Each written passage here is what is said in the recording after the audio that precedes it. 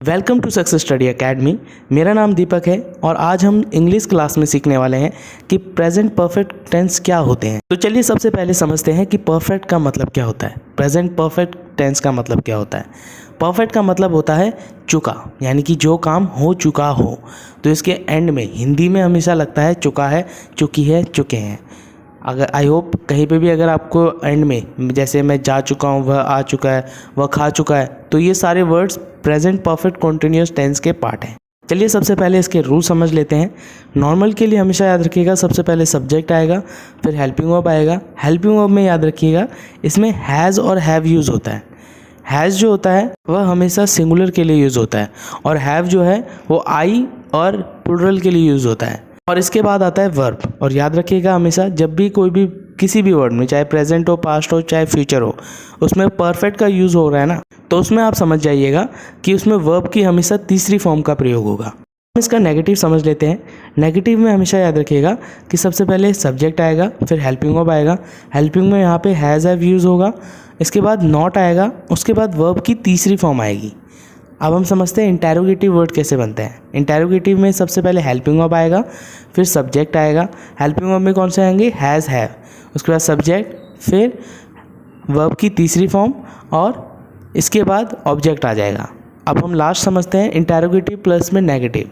तो इसमें helping verb सबसे पहले आएगा जो कि है हैज़ हैव, इसके बाद सब्जेक्ट आएगा, सब्जेक्ट के बाद इसमें आएगा नॉट, फिर आएगा वर्ब की तीसरी फॉर्म। तो आई होप आपको इसके रूल समझ में आ गए होंगे। चलिए इन रूल का यूज़ करते हुए हम वर्ड्स बनाते हैं। तो सबसे पहले मैं एक वर्ड लेता हूँ, राम घर जा चुका है। तो देखिए कैसे होगा, राम हैज़ गॉन होम। तो देखिए यहाँ पे क्या हुआ, वर्ब की तीसरी फॉर्म आई है और हैज़ राम के बाद ये यूज़ हुआ है क्योंकि राम क्या है, सिंगुलर। अब हम अगला वर्ड देखते हैं, अगर इसको नेगेटिव में बदलेंगे तो क्या होगा, Ram has not gone home. अब इसको हम इंटेरोगेटिव में बनाते हैं तो कैसे होगा, हैज़ राम गॉन होम, और इसमें नेगेटिव और इंटेरोगेटिव में बनाएंगे तो has Ram not gone home. तो आई होप आपको कहीं ना कहीं अब आइडिया हो रहा है किस तरीके से वर्ड बनते हैं। अब हम इसको बनाते हैं, तुम खाना खा चुके हो। तो देखिए खाना खा चुके हो जब भी मैंने बोला है तो इसमें सबसे पहले आएगा हैव। क्यों, क्योंकि पिछली बार जो था वो सिंगुलर था और ये प्लूरल है, प्लूरल के लिए हैव लगता है। तो हैव के साथ साथ अब क्या आएगा इसमें, वर्ब की तीसरी फॉर्म। तो क्या होगा word, you have eaten food.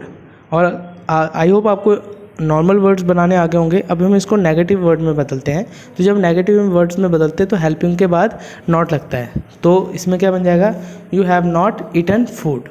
मैं इसको इंटेरोगेटिव में बनाऊंगा तो क्या होगा, हैव यू ईटन फूड, और इंटेरोगेटिव प्लस नेगेटिव में तो have you not eaten food.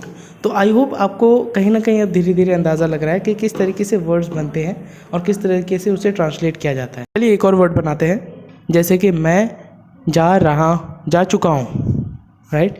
तो इसमें क्या होगा, आई हैव, आई के साथ हैव आएगा क्योंकि हमने पढ़ा था, क्योंकि हैव जो है वो प्लूरल के साथ और आई के साथ लगता है, इसलिए क्या होगा, आई हैव गॉन होम। तो देखिए अब आपको समझ में आ गया होगा।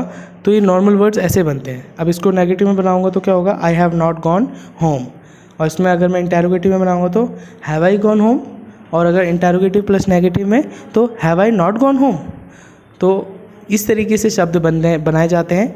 आई होप आपको आज की क्लास में प्रेजेंट परफेक्ट कॉन्टिन्यूअस टेंस जो है वो आपको समझ में आ गया होगा।